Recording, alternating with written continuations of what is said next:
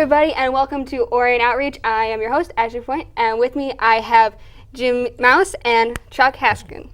Right.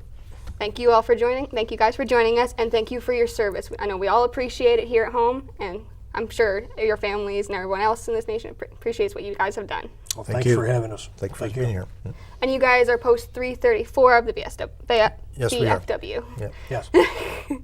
So, for those who are not familiar with Post 334, can you give us a little bit on your history and everything about VFW here in Oakland County? Go ahead. VFW is,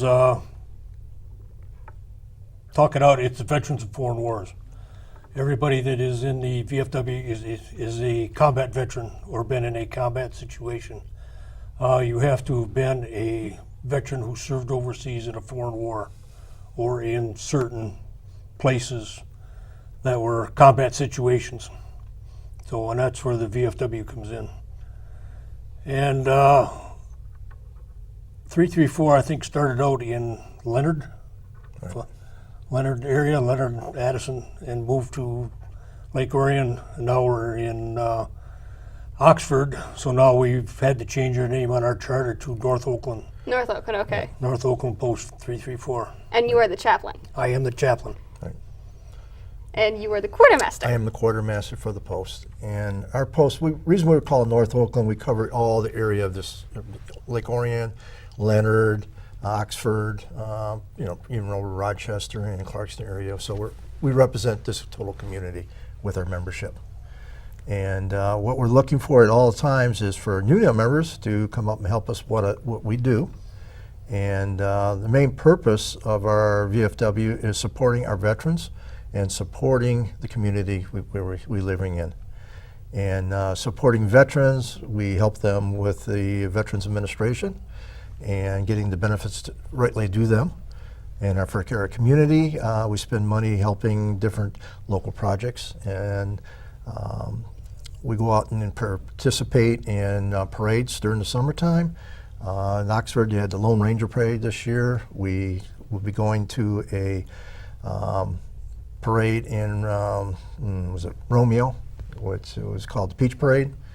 And over in Leonard, which was the Strawberry Festival. So we get around to different areas, so we're not just located.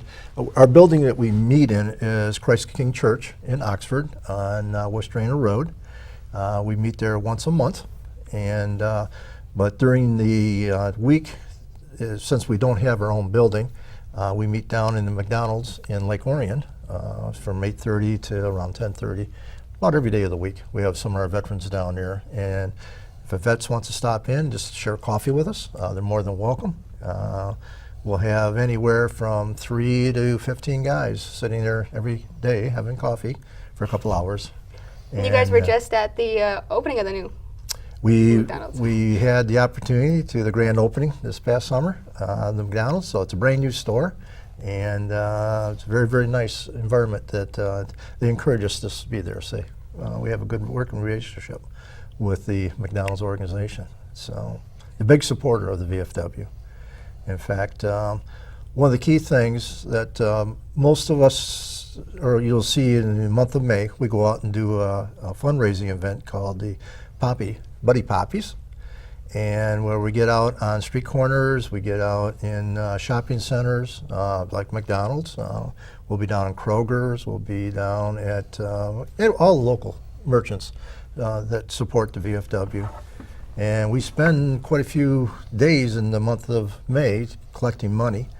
But that's the sole way we raise funds to do all the things that the VFW does. And with that, the activities we spend our money on. This past summer, we had, back in May, that Lake Orion High School had their senior all-night party that we contributed $500 for that event to keep the kids safe that night for their seniors. We turned around and spent money on the new baseball field. That's going to be for disabled kids and disabled veterans, called the Orion on Deck Field at the Orion Township Friendship Park. out here on Baldwin Road in Joslin. And this could be a one of its kind in North Oakland County, that not only for the Lake Orion disabled kids, but also for the Oxford, Leonard, and surrounding area. They'll all be coming to that field once it's completed. And It just started construction. they just started construction this year. They did a fundraising event all summer long, and gladly to say they met their target. That's and, amazing. And we contributed $5,000 towards theirs, and so we were very happy to do that. Some of the other events we've been with. We went to, we have what we call the Michigan Day at the National Home for Children in Eaton Rapids, just south of Lansing. And we actually have a little competition with Ohio. And we, it was just started up 3 years ago. We have a big wooden oak bucket. And Ohio, Michigan fights over this bucket, and whoever can raise the most money for between Michigan Day and Ohio Day gets to take the bucket for a year. Well, 2 years ago we won it. Last year we lost it. This year we won it back. And our post donated $10,000 to the National Home for Children. And what this home is, it's for families that have lost a spouse during the war. The family can come live there with their kids. Oh, wow. And it does not cost them anything. The VFW pays everything for them to live in the house. There's 64 houses, 42 homes that are actually being used right now. but I think altogether there's 60 some homes or 40. Yeah. Okay, well, whatever it is. And this is all money you guys have raised from like the poppies Yep. and all Yeah, other right. events. So the money that we raise through donations in May gets spent for the donations we go out to the National Home for Children. Because as Jim says, 100% of the expenses the family that will have out there, we take care of. So, and when that family, the family's not there for the whole life, they get them there for on average 4 years. And during that 4 years, the kids are going to school, but they're also taking the parent or parents that are there and giving them the life skills they need so when they can leave the National Home and make a life for themselves. But when they leave, they take all the furniture, everything else that we have in that house to help them start up a new life. So the next family comes in, we have to go out and buy all new furniture, all new whatever we need for this. So every year we do this big fundraising event just for the National Home for Children. That's amazing. I'm sure they really all appreciate it. Oh, yeah. Yeah. And then during the year, we'll take down, I think we've taken 2 loads of bicycles for all the kids down there, so all the kids have bicycles.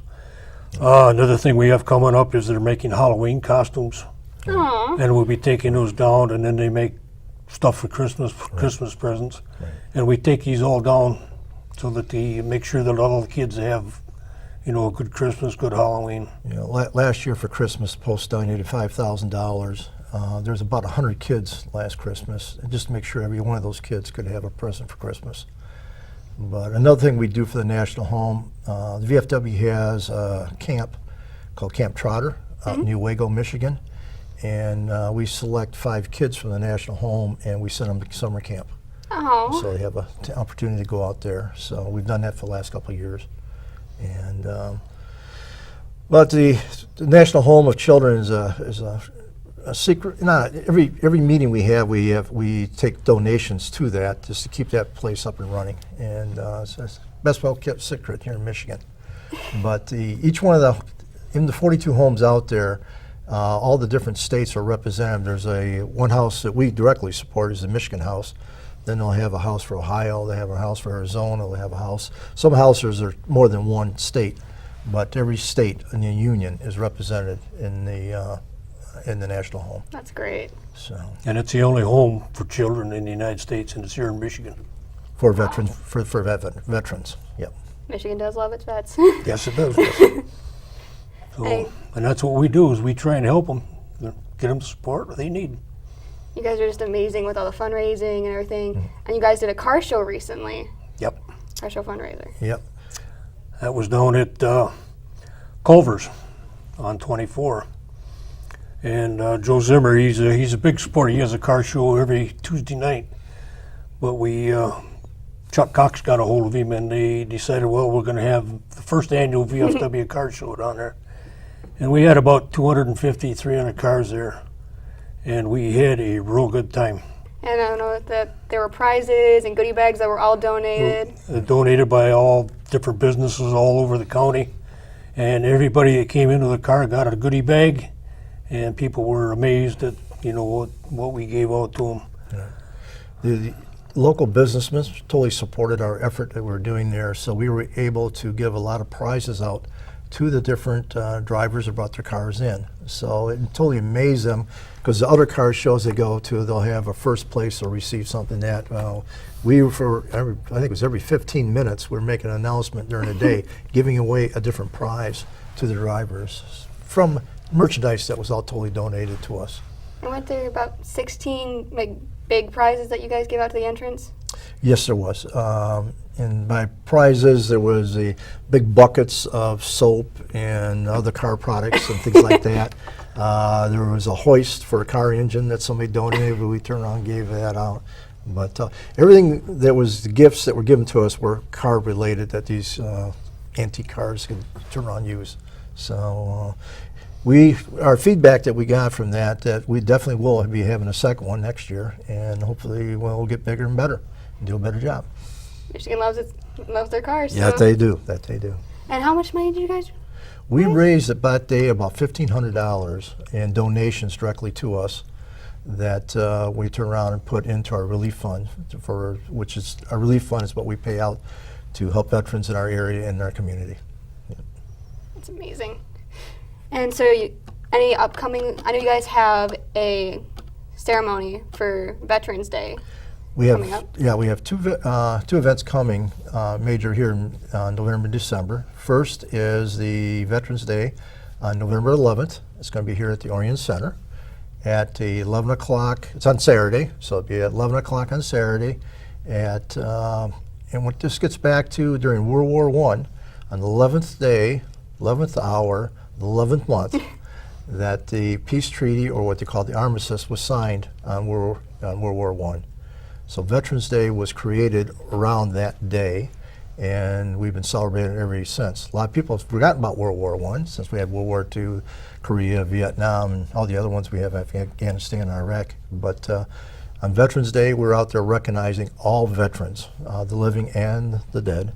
And versus Memorial Day, we're just looking, doing ceremonies for those that have passed away and given their lives for our service.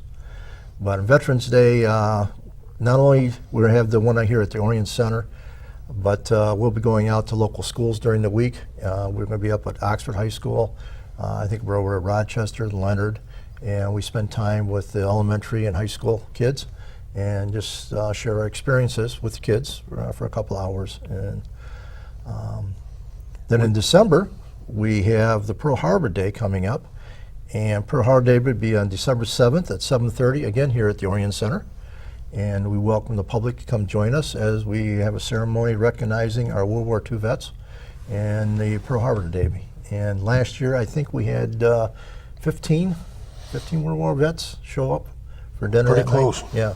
So, but it's always an honor to recognize our World War II veterans. And you guys don't just honor veterans; you also honor the dogs. You Oh, guys have yes. the War Dog Memorial. Yes. We dedicated a new War Dog Memorial at the Veterans Memorial in Lake Orion. We got 2 German Shepherds on sandbags. And it was sculpted by Frank Varga, who is a world-class sculptor. And it will be the last sculpture that Frank will sculpt, because he was cancer. Yeah, he's up in his 80s. So. Yeah, so it will be the last one that he will ever do. But he also did the center monument at the memorial up there. So, and we dedicated this, I can't remember the date now, August 12th. August 12th. August 12th, but we had a big celebration there. We had a member of the K-9 salute team, and it gave the salute for the fallen war dogs. And Bill Whitloff, I can't remember what his last name is, but he's the president of the War Dogs Memorial. and he gave a talk, and he talked about the war dogs participating in the war, and he said over 10,000 veterans were saved in Vietnam alone just because of the war dog. dogs. Yeah. The dog would actually go out there and find a wounded soldier and come back and get somebody to come out there and bring that soldier back. He would take a piece of clothing or something, Or that they something, were yeah, carrying right. and bring it back. Right. To let them know that somebody was out there and was still alive. But they figured they saved over 10,000 lives in Vietnam alone just because of the war dogs. Yeah, a lot of people don't realize how much their services and our police departments, how much they use dogs to assist them in what they do. And it's not just looking for drugs, but it's looking for explosives, looking for people. And but myself, when I was over in Vietnam, I had a dog ride with me because I was riding by myself all night long in security jeeps, and that dog would alert me way before I would find something, that something was up ahead. And so he's my partner all the time. But the Orion Veterans Memorial is one of the best kept secrets in this Oakland County about that memorial and what's all there. Everybody knows where Starbucks is along 24, but nobody knows where the Orion Veterans Memorial is. It's one of the best memorials the state of Michigan has. I think it's one of the best ones in the country. And the War Memorial was just added to existing memorials that we have out there. And we invite all the community to come on, join on 8th, because it's open 24 hours a day, 7 days a week. And our park maintained is Bob Watros, Lake Orion resident, and you'll find Bob down here most mornings maintaining that park. It's pristine, very nice park. And I've had a lot of people drive by there and look at it, and you talk to them at McDonald's or somewhere. Well, I've seen it, but I've never been to it. Then they go to it, and they just say, I can't believe how beautiful that place is. Yeah, it's very pristine. It's kept up really well. Yeah, yeah. So, And with that, getting back to the VFW, I have a white cap on today, and this white cap was awarded to me at our summer conference we just had up in Boyne Highlands, and our post was made an all-state post, and representing the commander and the quartermaster get this nice little white hat. But what it represents is the hard work that all our VFW members have done this past year. And with that, they recognized us. And as Jim mentioned, that with our poppies, that we're not raising money here locally, but we seem to raise more money than anybody else in the state of Michigan and most of the country through the members that we have in our post. And in this past 2 months, we've had 7 new members. 4 of the 7 were transferees from other posts. They heard about what we're doing versus what their posts don't do. So they just come over to actually join us and help us do what we love to do, is working out in the community and helping people. So how can they become new members? Any member who has served in a war zone or during the war period in one of the areas, like you're in the Navy, you're supporting a war area, they're eligible to be part of the VFW, because it's kind of an exclusive club of war veterans, VFW there.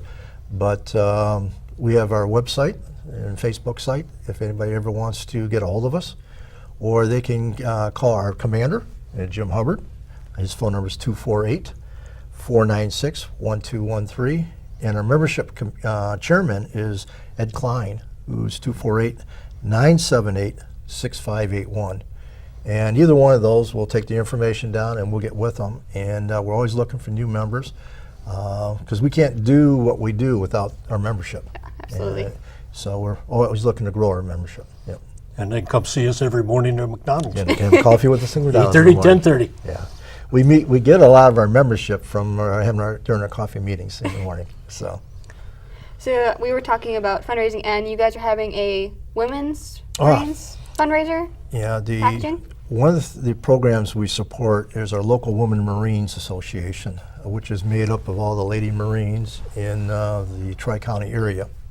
They're located over in Romeo, Michigan, and 3 times a year they have these packing events to send packages overseas to our troops. So this year on November, I think I give it to you, November 18th, I believe it is, they're having a packing event over in Romeo, and we're looking for donations of different items to be sent. And 400 to 500 packages. so you have to build up 400 to 500 packages that we'll be shipping out for Christmas this year. Is there any specifics that they want in the packages people can They're- donate? They have a website that's set up there. If everybody goes out and goes out on Facebook and looks up the Women Marines, they have a long list of all the things they take. But items they're looking for is small containers that you can have, like your soups, your tuna fishes, any protein bars. They look for playing cards, anything that's small that can be getting in a box that is about 18 inches by about 6 inches, which cost about $16 in postage to send that one box overseas. Their last bill was like $6,000 just for shipping the boxes Wow. that went over. But we get messages back from the troops that receive these boxes. Now they're over in an area where they're basically eating on rations, and they don't get anything from home. And now they get a box that has all this fresh stuff that they can't buy if they're in Afghanistan or, or in Iraq, and all kinds of goodies in there for them. And Do people normally send like cards or anything? People just put them in there? I know sometimes kids send cards yeah, to them. we have an Oxford and a Lake Orion elementary schools that actually make up Christmas cards that we take and we stick into these boxes. And so each one of the members who get this box will also get a Christmas card from the local areas.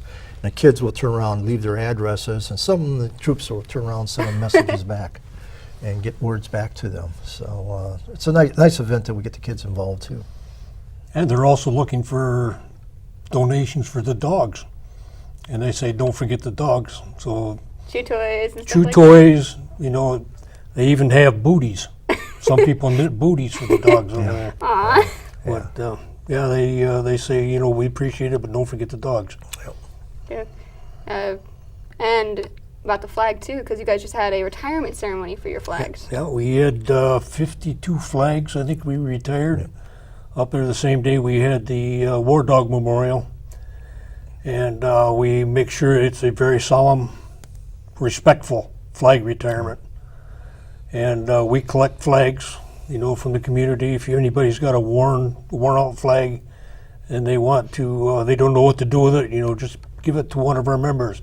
We have a mailbox up there at the memorial. You can stick it in there and bring it to McDonald's in the morning. Yeah. We'll take it, and then Yeah, we'll have at least two flag retirement ceremonies during the year.